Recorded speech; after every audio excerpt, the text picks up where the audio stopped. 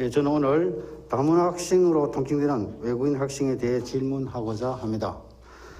그 중에서도 부모 양쪽이 외국인 가정 자녀와 외국에서 살다가 한국에 온 중도 입국 자녀들을 좀 더 들여다보려고 합니다. 예, 화면, 예.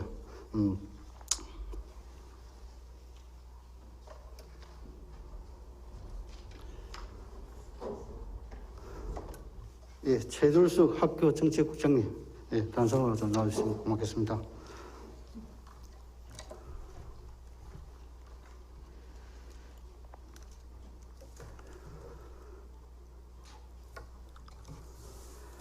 예, 학교정책국장 최돌숙입니다. 예, 국장님 반갑습니다. 예, 한국인과 결혼하기 위해 한국에 온 결혼 이민자가 국내에 낳은 자녀의 경우, 국내에서 낳은 자녀의 경우 어쨌든 부모 중에 한쪽은 한국인이고 본인도 한국에서 태어났기 때문에 비교적 정이 습습니다. 예, 오늘 제가 질문하는 걸 대충 한번 이렇게 질문서를 보셔서 아실 건데, 그죠? 네. 예. 하지만 외국인 가정 자녀와 중도 입국 자녀는 이미 본인의 나라 말과 문화에 젖어 있어서 적응하기가 쉽지가 않습니다. 학교에서 우리말을 배운다고 해도 또 집에 가면 부모와 본인 나라 말로 대하기 때문에 좀처럼 한국말이 늘지 않습니다. 제가 외국인 가정 자녀와 중도 입국 청소년에 좀 더 집중하는 이유이기도 합니다. 그럼 국장님 질문 드리겠습니다. 예. 현황부터 한번 짚어보도록 하겠습니다. 도내 다문화 학생의 숫자와 증가세, 또 그중 외국인 학생과 중도 입국 학생 숫자에 대한 설명을 부탁드리겠습니다. 예, 말씀드리겠습니다. 2018년부터 도내 다문화 학생의 증가세를 보면은 가파르게 상승해서 2020년 3%를 넘어섰고, 특히 외국인 가정 학생의 증가율이 국내 출생과 중도 입국 학생의 증가율보다 굉장히 높아졌습니다. 이는 농공지역의 외국인 노동자 증가에 따른 학생 증가로 파악되고 있고, 특히 기내 지역을 중심으로 급속히 증가하고 있습니다. 이러한 상황을 저희들은 간과할 수가 없지 않겠습니까? 이들은 특히 국내에서 태어난 결혼으로 인한 다문화 학생에 비해서 우리말도 부족하고 우리 문화에 대한 이해력도 굉장히 떨어져서 학교 생활 적응이 굉장히 힘들어집니다. 그래서 저희들은 다문화 교육 특별학급을 설치하고 찾아가는 한국어 교육 등을 실시해서 학생의 학교 적응력을 높이고자 애를 쓰고 있습니다. 예, 고맙습니다. 예, 또 좀 나머지는 또 저와 같이 이렇게 하면서 설명하시면 되겠습니다. 네. 예, 다음 잘 설명하시면 제가 한 번 더 이거 짚어보도록 하겠습니다. 먼저 외국인 주민 숫자부터 보겠습니다. 올해 행정안전부가 발표한 2019년도 지자체 외국인 주민 현황입니다. 예, 도표를 보시면 되겠습니다.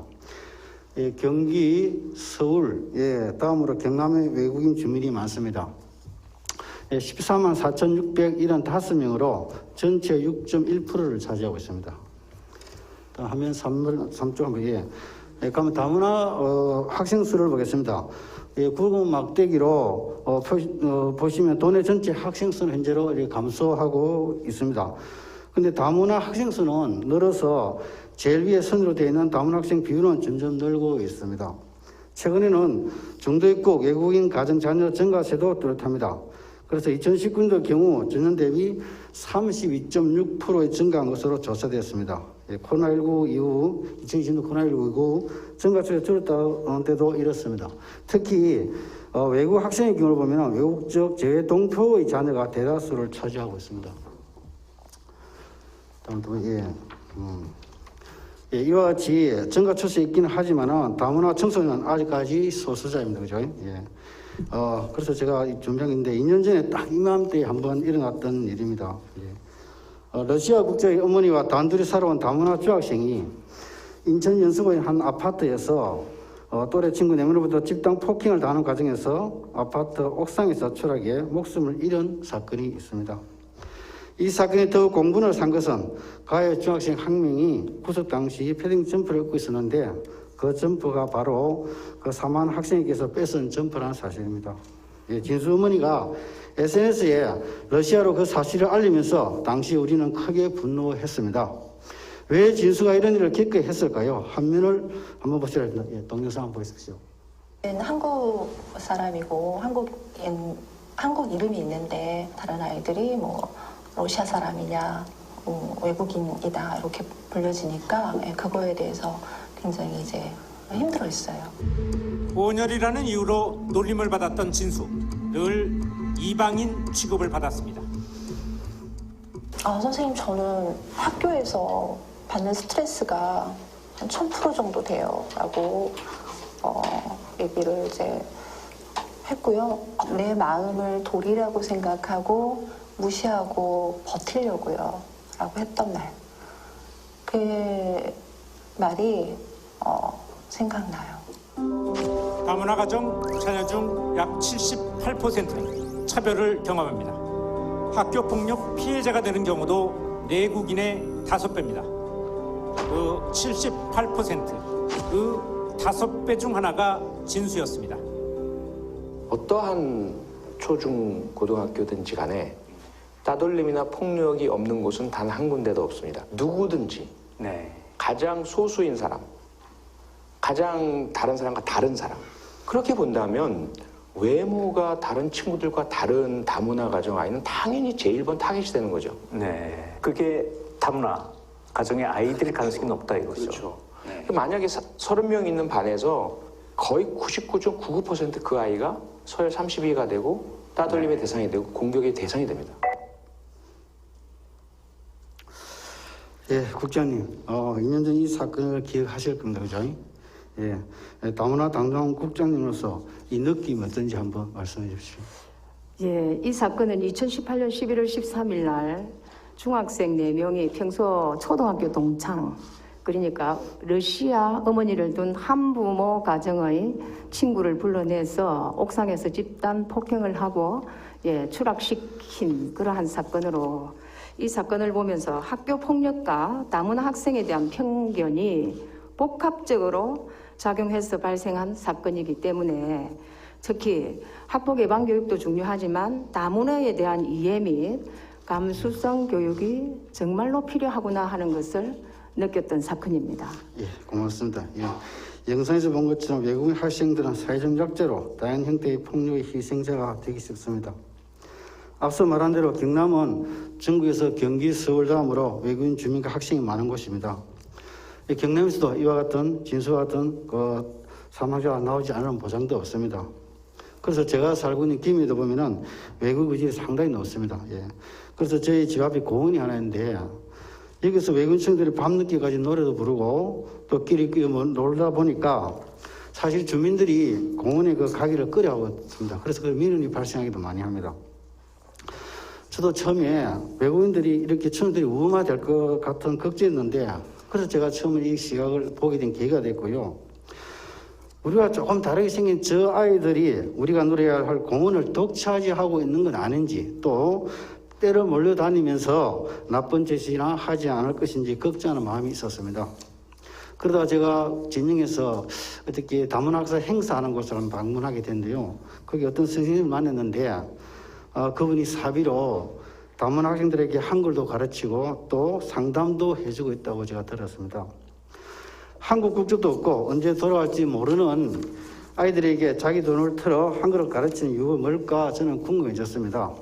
그 선생님 말씀은 경남을 비롯해 대한민국의 인구 구조와 산업 구조가 급변하고 있는데 이 아이들을 잘 키우면은 저출생 고령 사회 문제나 일자리 미스매치로 인한 노동 부족 등을 해결할 수 있다는 겁니다. 하다못해 이 아이들이 본국으로 돌아간다 해도 이만한 외교 사열단이 없다고 말씀하셨습니다.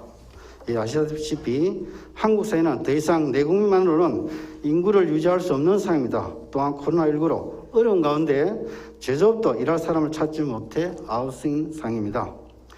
다문화 학생의 처지를 조금이라도 느껴보려고 이 뉴스를 준비했습니다만은 사실 오늘 도중 질문은 이 아이들이 우리 지역에 정하는데 기본이 되는 한국어 교육과 돌봄 또 복지에 대해 집중 좀 하려고 합니다. 그럼 국장님, 다문화 학생이 많은 학교에 한번 가본 적이 있습니까? 예, 제가 2017년 하만에 근무할 때 거기에 정책학교인 대산초등학교를 가본 적이 있고요. 그리고 2019년에는 김해 동강초등학교를 가본 적이 있습니다. 그리고 최근에는 다문화 특별학급을 운영하고 있는 창원의 용지초등학교 세 곳을 방문한 적이 있습니다. 예, 그 이제 다문화 학생들이 의원님께서 말씀하신 것처럼 우리 국내 출생 학생이 많은 곳은 주로 농산어촌. 제가 가본 세 곳 중에는 대산초등학교는 국내 출신 학생들이 많았습니다. 그래서 학교에서는 이들에게 기초학력이라든지 생활교육 이런 부분 중심으로 가르치고 있었고, 그리고 김해 동강초등학교 같은 경우에는 외국인 다문화 학생이 많았습니다. 그러다 보니까 특별학급 운영해서 한국어 교육과 우리 한국 문화 교육에 집중을 하고 있었고, 용지초등학교는 이중언어 강사와 한국어 강사를 동시에 활용하는 그런 시스템으로 움직이고 있었습니다. 예, 알겠습니다. 예, 지금 모든 게 다 그렇지만 그냥 들어서 하는 것과 또 실제 눈으로 확인하는 것은 또 매우 다르다, 그죠? 예. 저도 이 김해에 이렇게 학교를 한 20군데를 방문해서 그중에 다문화 학생이 있는 학교를 몇 군 방문한 적이 있습니다. 화면 저기 5번을 좀 띄워주시기 바랍니다. 예. 사진은 다문화 학생이 많은 김해의 한 초등학교 사진입니다. 운동장을 들었으면 풍경이 남달랐습니다. 예. 오른쪽 제일 끝에 저기 서 있는 여자아이가 보입니까? 히잡을 쓰는 시리아 출신 초등학생입니다. 이 학교에는 무려 16개국 출신 다문화 학생 85명이 다니고 있습니다. 이 학교 10명 중 4명이 다문화 학생입니다. 특히 1학년을 보면은 2명 중 1명이 다문화 학생일 정도입니다. 이런 외국 학생 중에는 난민 자녀도 있고, 제가 방문했던 카자흐스탄 그 학교는 카자흐스탄 아이인데 뇌성마비에다가 자폐까지 갖고 있는 아동도 있었습니다. 말도 통하지 않는데 장애를 갖고 있고 신분도 불안합니다. 부모의 경제 사정도 대부분 좋지 않습니다. 거기다가 이 아이들 날에는 14세부터 이렇게 결혼을 하기 때문에 부모를 만나보면 부모 역시 청소년인 경우도 많았습니다. 그런 부모들은 학교가 아이들 한국어 열심히 공부시켜 놓으면은 자기 일하는데 통역이 필요돼가지고 통역이 빼가는 수도 있었답니다. 예, 국장님, 이와 같은 교육 현장에 계신 선생님들의 고충을 혹시 느껴보시겠습니까? 어떻습니까? 예, 선생님들 고충이 굉장히 많은 걸로 알고 있는데, 일단 국내 출생 다문화 학생이 많은 학교의 애로점부터 살펴보면은 국제결혼 가정 학생으로 가정에서 학습과 생활교육을 지원할 보호자의 역할이 다소 미비합니다.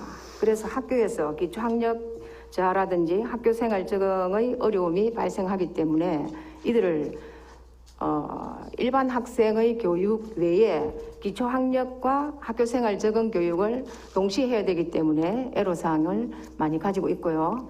그 다음에 중도 입국 및 외국인 가정 다문화 학생 지도학교의 애로사항은 앞에도 말씀드렸지만 한국어와 한국 문화에 대한 이해교육이 필수입니다. 그런데 이들은 언어적 장벽이라든지 이런 게 심해서 입편 전학 시, 그러니까 입학이나 편입이라든지 전학 시에 관련 서류 구비 등의 어려움이 우리 교사들이 담당해야 되니까 어려움이 있었고, 그 외에 다문화 언어 강사라든지 경상남도 교육청 다같이 지원센터 인력 풀을 활용해서 여러 가지 이 아이들을 돕기 위해서 이중고를 겪고 있는 것으로 알고 있습니다. 예, 그리고 또 다문화 언어 이렇게 이중언어 강사로만 또 제가 차후에 또 질문을 드리더라고요. 네. 예, 저도 이렇게 학교를 방문할 때마다 이 교육청의 다문화 정책에 대해서 학교에서 참 칭찬을 많이 했습니다. 저도 거기에 대해서 고마움을 표합니다. 그런데 문제는 정책과 현실 사이에서 좀 큰 괴리가 있다는 걸 제가 느꼈습니다. 지난 올해 경상남도 외국인 주민 지원 조례를 개정해서 외국인 가정, 자녀와 중도 입국 청소년 보육과 교육, 사회적 등을 돕는 사업을 수행할 수 있는 법정 근거를 만들었다, 그죠? 예, 그렇습니다. 예, 그렇습니다. 예. 그래서 우리 다행스럽게 경남이 외국인들의 노동력을 보지 않고 사회 가치 있는 구성원으로 그들의 자녀까지 보살펴 안정의 삶을 보장하는 신호를 준다는 데 대해서는 저는 매우 긍정적으로 봅니다. 그럼 질의한 게 되겠습니다. 그럼 그때 우리가 6월 달에 외국인 지원 주민센터로 갖다 민간 위탁 동의를 받았었는데 예. 그 진행 사항을 간단히 말씀해 주세요. 예, 그 5월에 존경하는 심상도 의원님께서 근거를 마련해 주시고 의회에서 동의를 해 주셔가지고 그 뒤에 민간 위탁 절차를 진행 중에 있습니다. 지금 공개 모집을 통해 수탁 기관을 결정을 했고 한계된 선정된 기관과 최종 이제 계약을 협약을 앞두고 마무리 작업했습니다. 1월부터 본격적으로 운영하도록 하겠습니다. 근데 국장님 그 센터를 이용할 수 있는 청소년이 어느 정도 될지 제가 그게 좀 의문스럽거든요. 아이들 활동 범위가 되게 보면은 그 자기 주위거든요, 그죠? 예. 근데 그럼 저학년들은 거리가 있습니다. 그런데 또 접근하기 쉽지 않다고 생각하는데 그 점 어떻게 생각하십니까? 예, 저희 외국인 주민 지원센터는 아마 창원시 파룡동에 위치를 하게 될 계획입니다. 그래서 저희가 외국인 주민 지원센터가 그 외국인 주민 전반에 대해서 적응과 자녀 교육 여러 가지 형태를 다 하게 되고 사각지대를 다 맡게 될 거라서 범위가 넓기 때문에 모든 청소년들에 대한 그 지원까지 다 책임지기는 조금 한계가 있다는 말씀드리겠습니다. 예, 그래서 제가 지금 중요하게 생각하는 것이 근데 어린애들은 학업보다는 보육이 더 중요하거든요.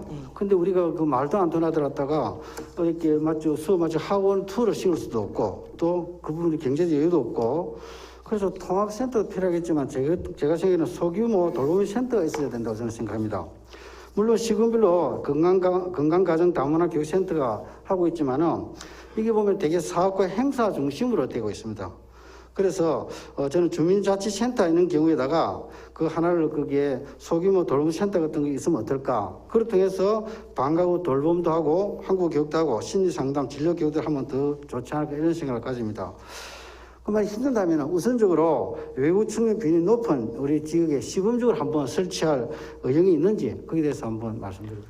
예, 그 돌봄에 대해서 종현 의원님께서 좋은 제안해 주셔서 감사드립니다. 저희도 돌봄 기능을 강화하기 위해서 교육청과 통합 돌봄에 대해서 여러 가지 방안을 세우고 있고 특히 내년부터는 주거 공간 근처에 있는 작은 도서관이나 아파트 커뮤니티 센터를 이용해서 소규모 돌봄 사업을 우리 마을 아이 돌봄 사업이라고 진행할 계획을 갖고 있습니다.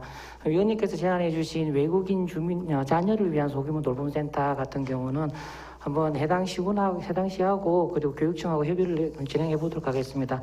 수요 부분도 확인을 좀 해봐야 되겠고 교육감님께서도 말씀하신 것처럼 통합 교육인가 그 필요성에 대해서도 한번 검토를 해서 저희도 여러 가지 수단이 있기 때문에 가능한 방향으로 검토해 보도록 하겠습니다. 예, 사실 왜 그러냐면 현장에 수요가 많은 것이 제가 다녀보니까 또 소규모 돌봄 센터였습니다. 그래서 적극적으로 검토해주고 제가 한번 지켜보도록 하겠습니다. 네, 그렇게 하겠습니다. 예. 그리고 또 제가 외국 청소년 많은 여러 학교를 다니면서 소감은 학교에 지나치게 많은 짐을 지고 있다는 것입니다. 이걸 갖다 우리 지역 사회가 좀 나누어 갖고 또 더해서도 정책적으로 뒷받침이 됐으면 좋겠다는 생각이 듭니다. 그래야 그 애들도 이 지역 소속감도 느끼고 또 지역에 기여하고 싶은 그런 마음도 생길 거라 생각됩니다.